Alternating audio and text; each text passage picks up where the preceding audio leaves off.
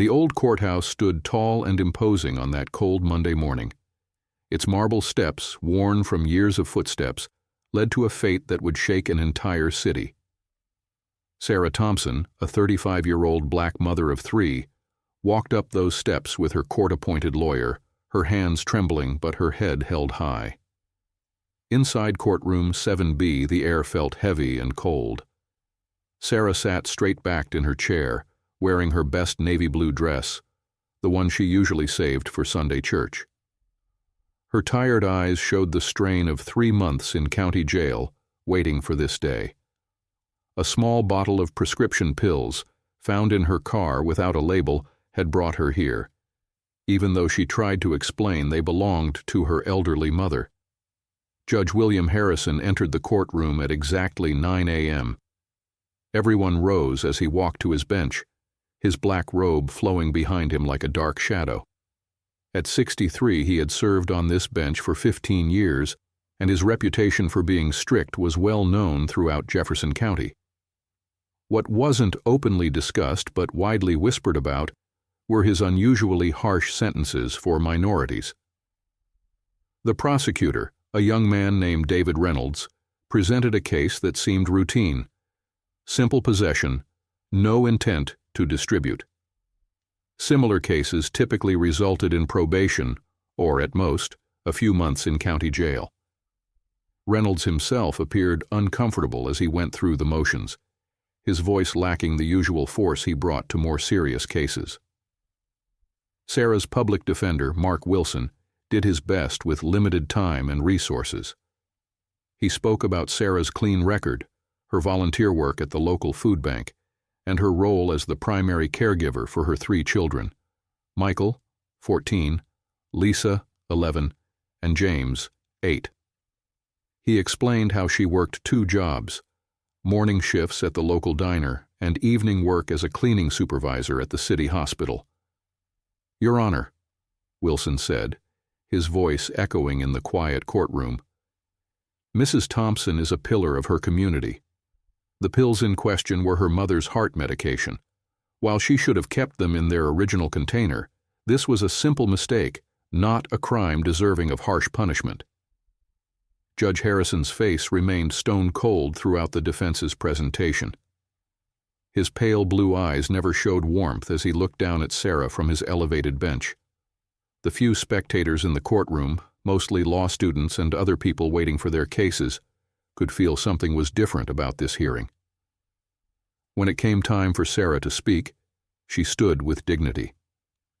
"Your Honor, I know I made a mistake," she said, her voice clear and steady. "But my children need me. My mother needs me. I've learned my lesson, and I promise you'll never see me in this courtroom again."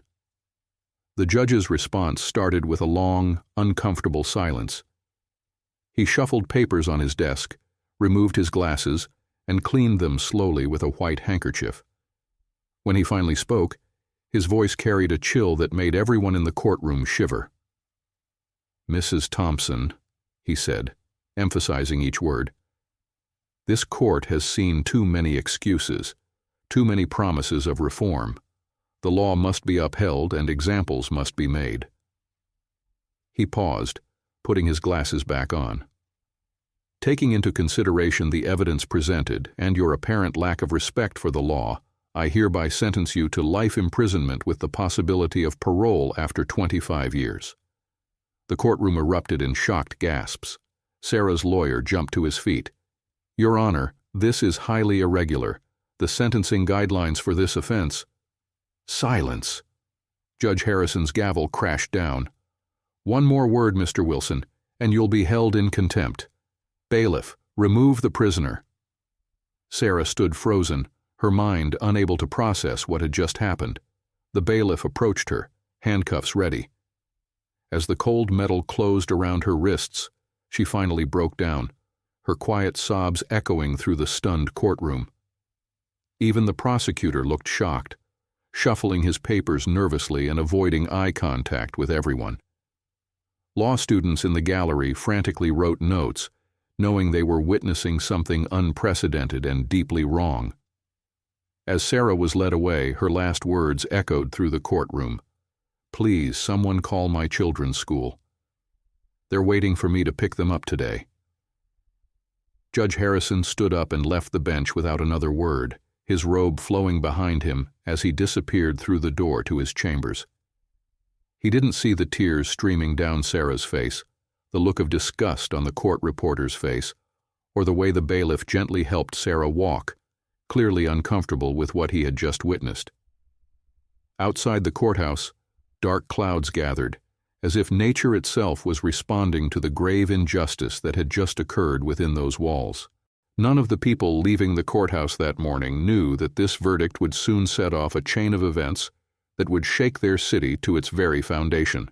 Mayor James Mitchell sat in his office on the 15th floor of City Hall, reviewing budget proposals for the new community center. The afternoon sun streamed through the large windows, casting long shadows across his mahogany desk. At 40, he was one of the youngest mayors in the city's history, and his progressive policies had earned him high approval ratings. His secretary's voice crackled through the intercom, interrupting his concentration. "Mr. Mayor, you need to see this. Channel 7 News is running a breaking story about a sentencing at the courthouse." James reached for the remote and turned on the wall-mounted TV. His coffee cup crashed to the floor as he saw Sarah's face on the screen. The news ticker at the bottom read, "Local mother sentenced to life for minor drug offense." His hands began to shake. Few people knew that Sarah Thompson was actually Sarah Mitchell, his wife of 12 years. They had kept their marriage private to protect their children and to allow Sarah to live a normal life, away from political scrutiny. They lived in different houses during the week, meeting only on weekends at their lake house, where they could be a regular family.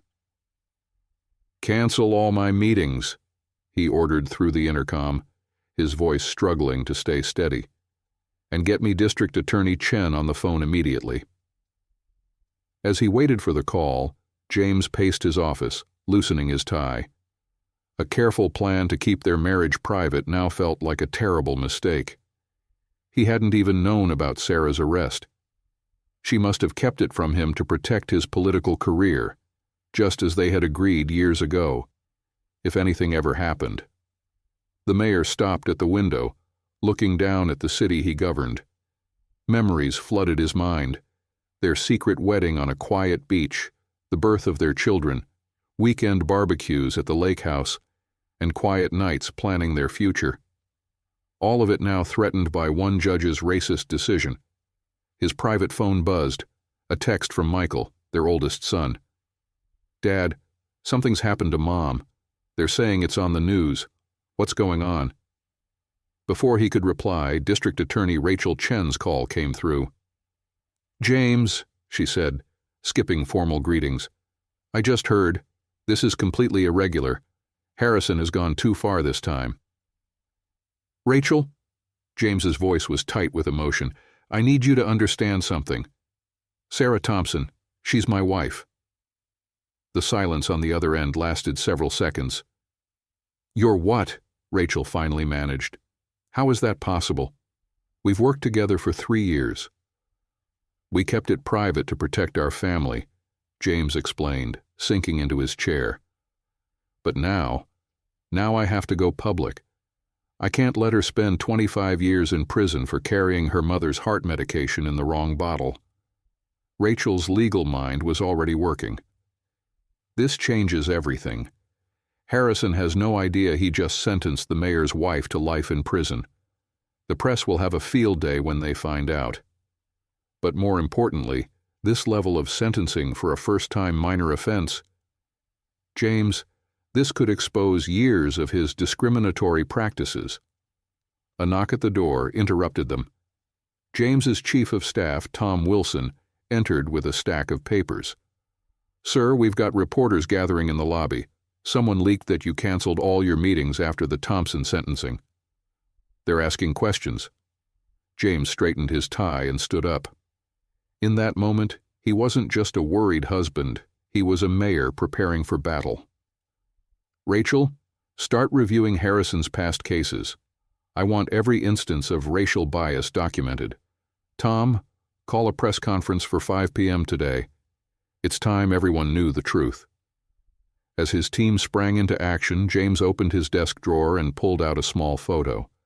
It showed him, Sarah, and their children at the lake house last summer, all smiling, happy, and free. He touched Sarah's face in the picture gently. "I'm going to make this right," he whispered. "I promise." The afternoon sun continued to shine through the windows of City Hall, but storm clouds were gathering on the horizon. In just a few hours, Mayor James Mitchell would step up to a podium and shock the city with a truth that would set in motion events none of them could predict. In her cell at the county jail, Sarah had no idea that her husband was about to risk everything, his career, their privacy, their carefully built life, to save her from a justice system that had failed her. The clock on the wall ticked steadily toward 5 p.m., each second bringing them closer to a moment that would change everything. District Attorney Rachel Chen sat at her desk late into the night, surrounded by stacks of case files. The soft glow of her desk lamp cast shadows on the walls as she reviewed Judge Harrison's previous rulings. Her small office on the 3rd floor of the courthouse felt more like a war room now. "This can't be a coincidence," she muttered, marking another troubling case with a yellow sticky note. Her assistant, Tom Parker, had helped her pull every case Judge Harrison had presided over in the last 5 years. The pattern they were discovering was disturbing. Case after case, the numbers told a clear story. Black defendants received sentences that were 3 to 4 times longer than white defendants for the same crimes. Hispanic defendants faced similar treatment. The disparity was so obvious that Rachel wondered how nobody had noticed it before. She picked up her coffee cup, only to find it empty for the 3rd time that night. As she stood to refill it, her phone buzzed with a text from Mayor Mitchell. "Any progress?" Rachel typed back quickly, "Found 47 cases so far, all showing clear bias. Meeting tomorrow at 8 a.m. The response came immediately, "I'll be there." Just then, Tom rushed into her office holding a thick folder. His usually neat tie was loose, and his sleeves were rolled up from hours of digging through old records. "Ms. Chen, you need to see this," he said, placing the folder on her desk. "I found Judge Harrison's records from his private practice days before he became a judge." Rachel opened the folder and started reading. Her eyes widened as she scanned the documents. Before becoming a judge, Harrison had represented several organizations known for their discriminatory practices. He had even written legal opinions supporting segregation in private schools. "There's more," Tom said, pulling out several newspaper clippings. In 1985, he was part of a law firm that tried to block the construction of a black church in his neighborhood. The case was dismissed, but his name is all over the paperwork. Rachel sat back in her chair, processing this information. "This goes deeper than we thought. It's not just about Sarah Thompson's case anymore. This is about 15 years of systematic discrimination from the bench." She picked up her phone and called Judge Martinez, the head of the Judicial Review Board. Despite the late hour, he answered on the second ring. "David, I'm sorry to call so late, but this can't wait. We have evidence of long-term judicial misconduct by Judge Harrison. I need an emergency hearing." While she talked, Tom continued sorting through files, occasionally passing her sticky notes with important details. On her computer screen, a spreadsheet showed the growing list of cases where Harrison's sentences deviated significantly from state guidelines, always harsher for minorities. After hanging up, Rachel walked to her office window. The city lights twinkled below, and somewhere out there, Sarah Thompson was spending her first night in prison, away from her children, all because of one judge's prejudice. A knock on her door interrupted her thoughts. A young clerk, Jessica Wong, entered, carrying another box of files. "Ms. Chen, I found these in the basement archives. They're Judge Harrison's cases from his first year on the bench. Rachel nodded tiredly but gratefully. Put them with the others. And Jessica, thank you for staying late. As Jessica left, Rachel's phone buzzed again. This time it was a news alert. Mayor Mitchell to make unprecedented personal statement tomorrow regarding Thompson case. She knew James was taking a huge risk by going public about his marriage to Sarah. But as she looked at the mountains of evidence piling up in her office, she knew it was the right move. This wasn't just about one case anymore. It was about justice itself. Tom appeared at her door again. Should we go home? It's almost midnight. Rachel shook her head, picking up another file. Not yet. Sarah Thompson doesn't get to go home tonight, and neither do all the other people Harrison wrongly sentenced. The least we can do is keep working. She turned back to her desk, determined to build a case that would not only free Sarah but expose 15 years of judicial corruption. Outside her window, the night grew deeper, but inside her office the light stayed on, illuminating the path toward justice. Tomorrow would bring Mayor Mitchell's revelation and the media storm that would follow. But tonight, in a quiet office filled with paper trails of injustice, Rachel Chen and her team were laying the groundwork for a case that would shake the entire judicial system.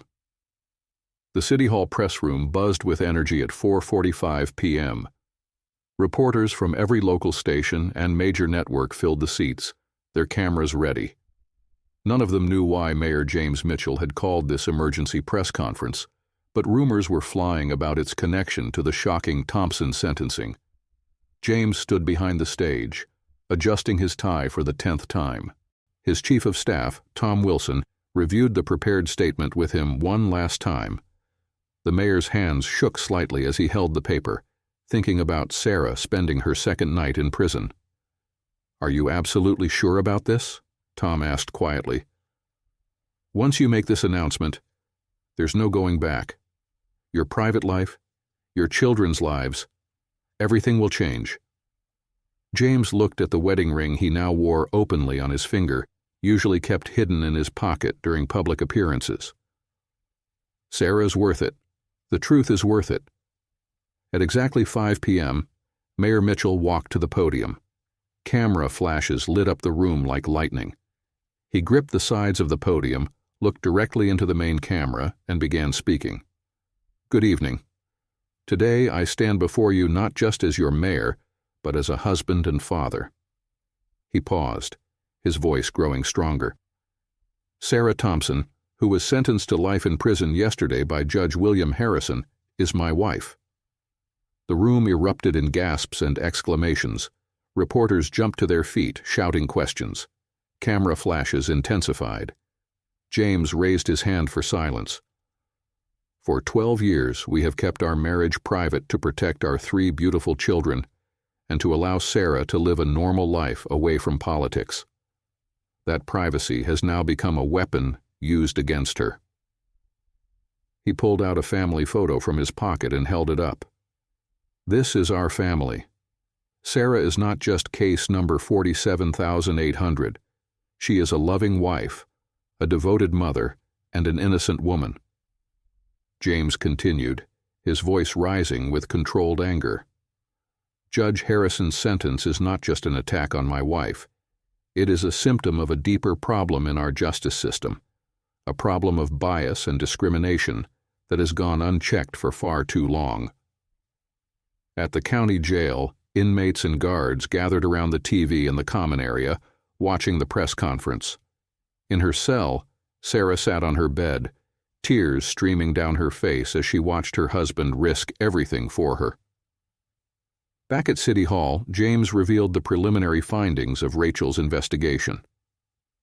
Initial review shows that Judge Harrison has consistently given minorities sentences 3 to 4 times longer than those given to white defendants for the same crimes. This ends today. Reporters scribbled frantically, phones buzzed with breaking news alerts, and social media exploded with the revelation.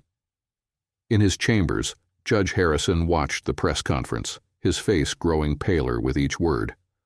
I am calling for an immediate review of all cases presided over by Judge Harrison, James announced, and I am formally requesting that the State Judicial Review Board investigate his fitness to serve on the bench. He then spoke directly to the camera, his voice softening.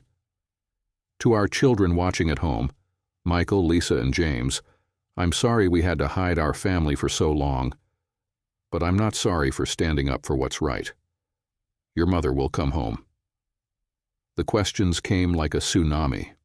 Reporters shouted over each other, cameras clicked, and the room felt electric with energy. James answered each question calmly, revealing more details about their life together, about Sarah's case, and about the investigation into Harrison's past.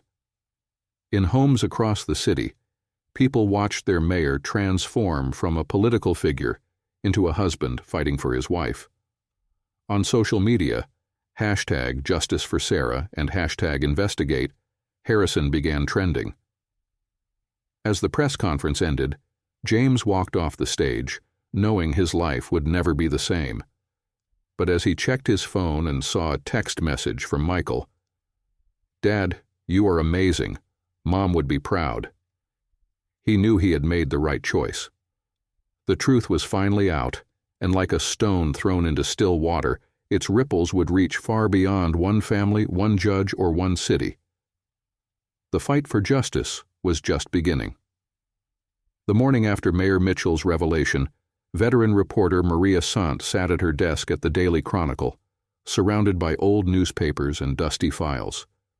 Her editor had given her one mission: dig deep into Judge William Harrison's past. 20 years as an investigative journalist had taught her that everyone had secrets. Judge Harrison, she would soon discover, had more than most.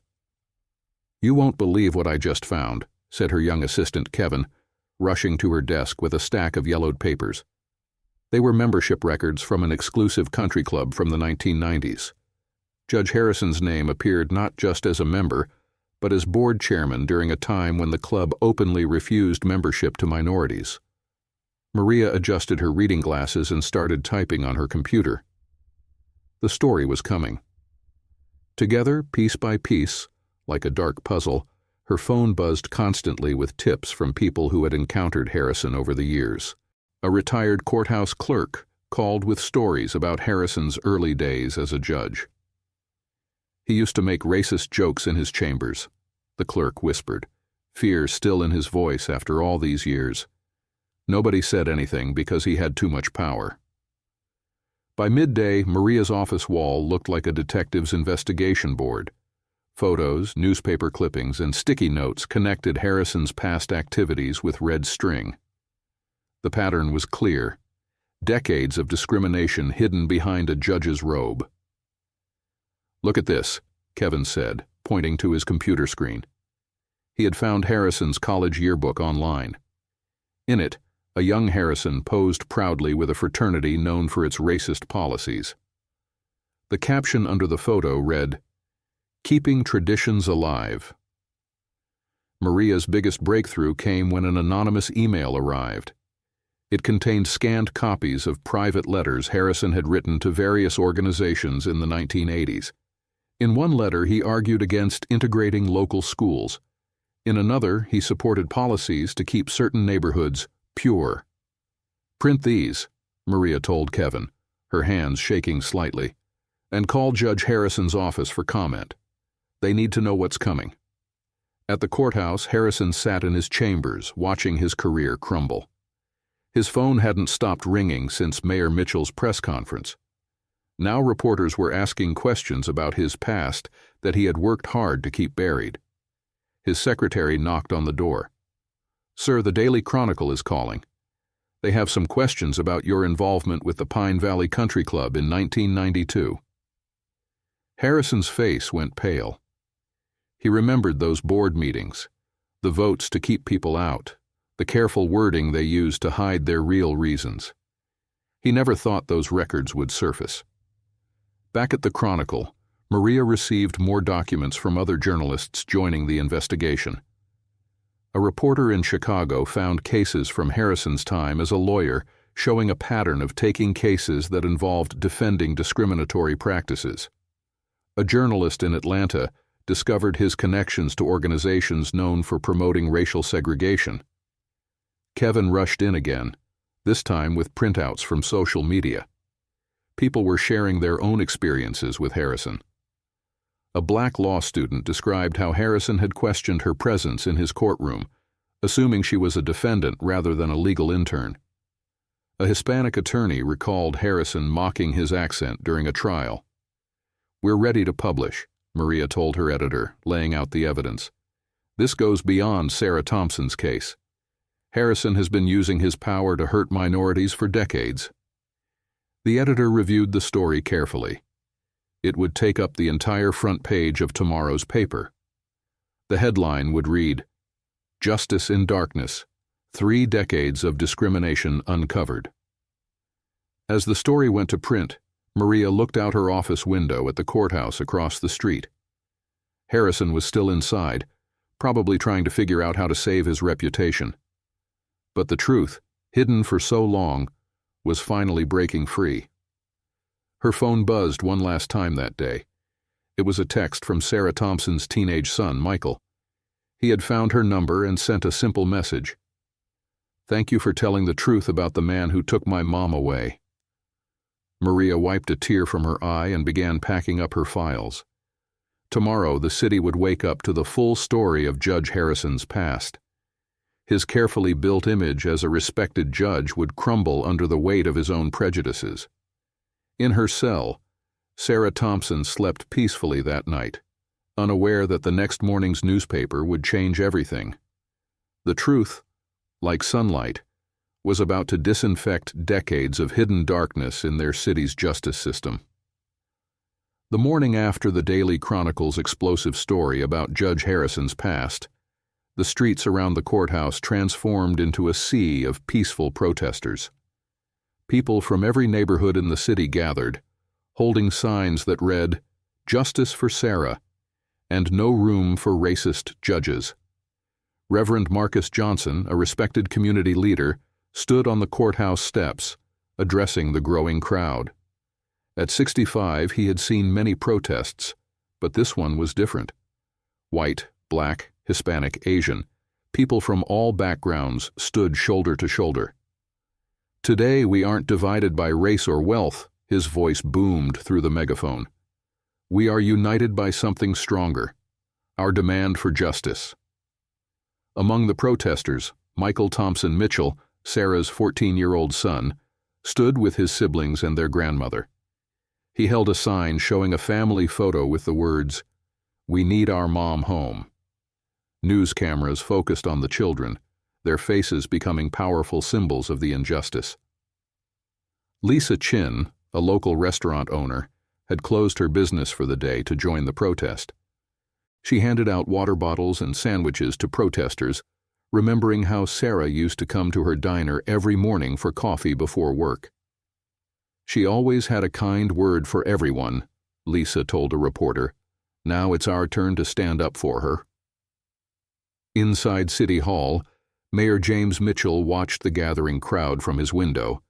His phone buzzed with messages of support from mayors across the country.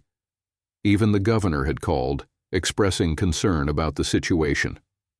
"Sir," his assistant interrupted, "Reverend Johnson is here with some community leaders. They have a proposal." The meeting room quickly filled with religious leaders, civil rights activists, and business owners. They presented a united front, a citywide boycott of the judicial system until Harrison was removed and Sarah's case was reviewed. "We'll postpone all non-emergency cases," said attorney Mark Wilson. "Every lawyer who believes in justice will stand with us." At the county jail, Sarah watched the protests on TV in the common room. Other inmates gathered around her, offering support. Even the guards seemed different today, some quietly expressing their hope that she would get justice. Back outside, the crowd had grown to thousands. Students from local colleges arrived with new energy and creative signs. "Judge Harrison, history will judge you," and "Injustice anywhere is a threat to justice everywhere." Above the crowd, Mrs. Peterson, Sarah's 70-year-old neighbor, sat in her wheelchair at the protest holding a simple sign. She was taking my heart medicine. Her presence touched hearts and reminded everyone that Sarah's crime was an act of kindness. Social media exploded with support. Justice for Sarah trended nationwide. Videos of the peaceful protests went viral, and celebrity activists shared the story, bringing national attention to the small city's fight for justice. Local businesses showed support in their own ways. The coffee shop where Sarah worked put up a huge "Reserved for Sarah" sign on her usual table. The hospital where she worked nights displayed a banner reading, "We stand with Sarah," across its entrance. As evening approached, the protest transformed into a candlelight vigil. Thousands of lights flickered in the growing darkness, each flame representing hope for change. Rabbi David Stern stood with Imam Ahmad Hassan and Reverend Johnson, their united presence sending a powerful message. "When justice sleeps," Rabbi Stern said to the crowd, "it's our duty to wake it up." The children started a simple chant that spread through the crowd, "Bring our mother home, bring our mother home." In his home, Judge Harrison watched the news coverage, his hands shaking as he poured another drink. His phone rang constantly, reporters, angry citizens, even old friends distancing themselves from him. The carefully built walls of his prejudiced world were crumbling. Mayor Mitchell ended the day by visiting the protesters. He walked among them not as a mayor but as Sarah's husband, thanking them for their support. When he reached his children, he hugged them tightly, whispering, "Mom would be so proud of you all." As night fell, most protesters went home, but a dedicated group remained, promising to return every day until justice was served. They set up a rotation schedule, ensuring the courthouse steps would never be empty. The last image on the evening news showed Michael placing his protest sign at the courthouse steps. Next to it, he put a framed photo of his family's last Christmas together. The message was clear. This wasn't just about a legal case. This was about a family, a community, and a city's soul. The day ended, but everyone knew this was just the beginning. Tomorrow would bring more supporters, more voices, and more determination to right a terrible wrong. The State Appeals Court building stood tall and proud in the morning sun. Inside Courtroom 3, every seat was filled as famous civil rights attorney Benjamin Carter prepared to present Sarah's appeal. His reputation for fighting injustice had earned him the nickname the Justice Warrior, and today he was working for free. "Your Honors," Carter began, his deep voice filling the courtroom. What happened in Judge Harrison's courtroom wasn't just a mistake, it was a crime against justice itself. The three appeals court judges leaned forward, listening carefully. Judge Maria Rodriguez, known for her fair rulings, studied the thick file of evidence before her. Judge Thomas Chen reviewed Harrison's past cases on his tablet. Judge Robert Wilson, the most senior member, watched Carter with intense focus. In the gallery, Mayor James Mitchell sat with his children. Michael, now missing 2 weeks of school, refused to stay home. "Mom needs all of us here," he had insisted that morning. Rachel Chen, the district attorney, sat nearby, ready to present her own findings about Harrison's pattern of discrimination. Carter displayed a large screen showing statistics from Harrison's courtroom over 15 years. "Your Honors, Judge Harrison sentenced minorities to terms averaging 32% longer than white defendants for identical crimes. This isn't coincidence. This is racism, wearing a judge's robe." The evidence kept coming.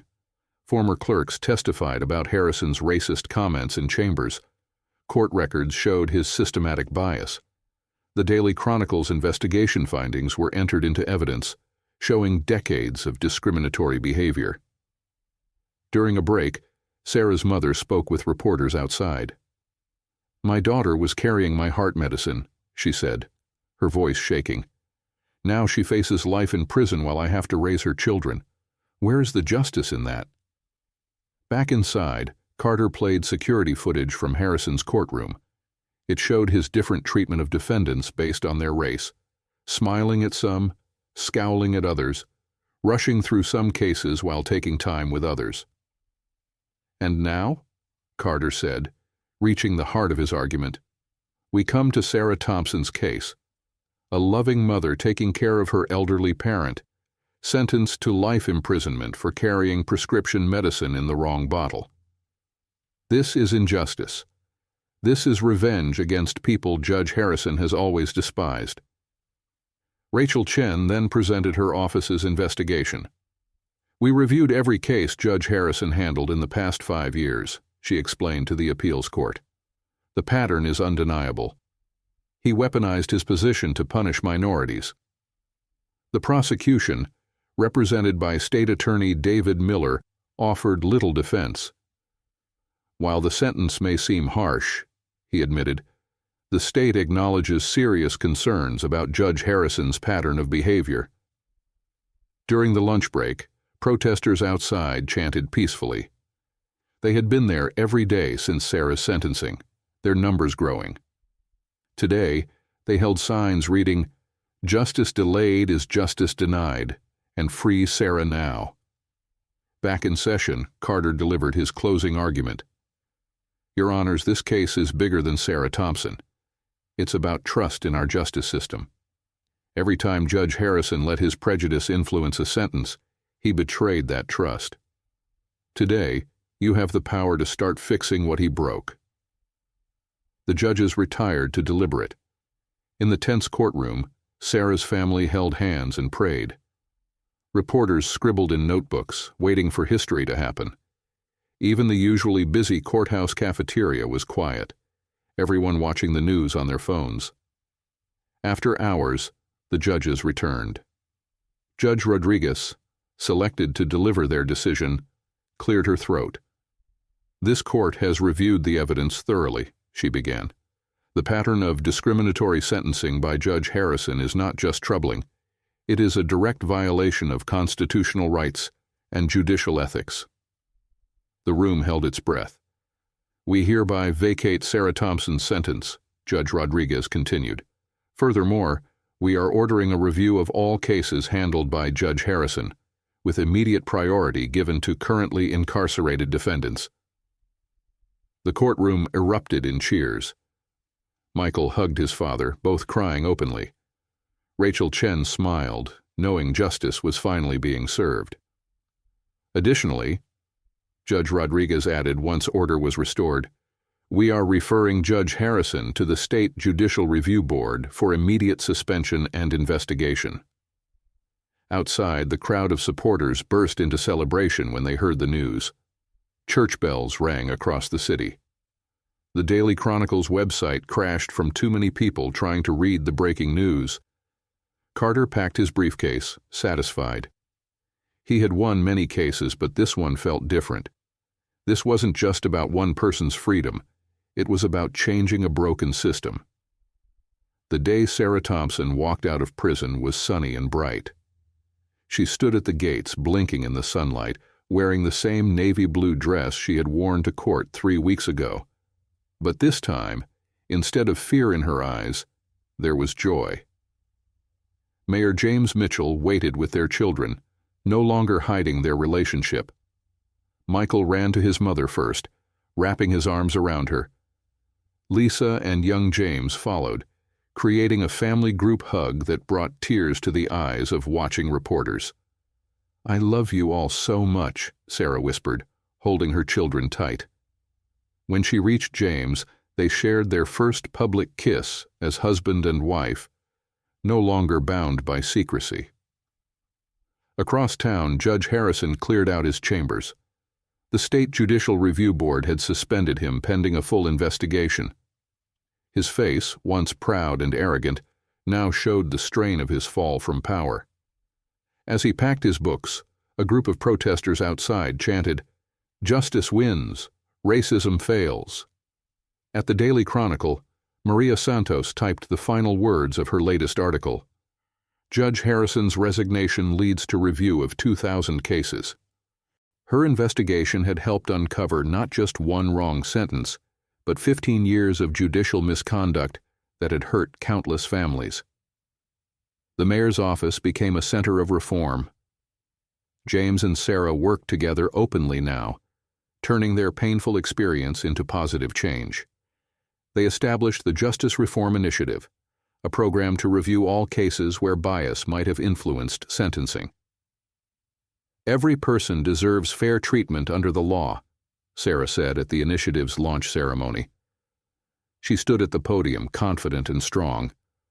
"What happened to me was terrible, but if it helps fix our broken system, then some good has come from it."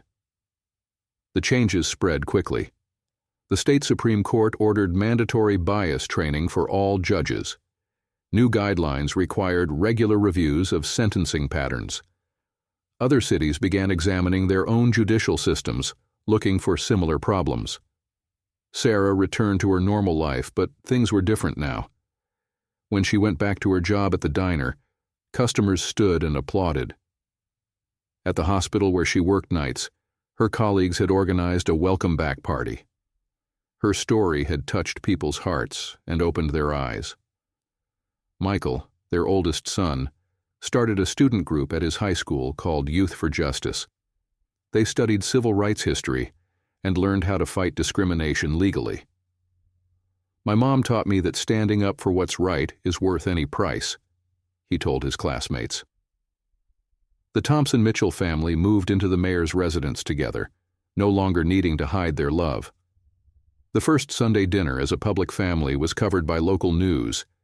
The image of Sarah serving her mother's favorite meal, surrounded by her loving family, became a symbol of justice restored.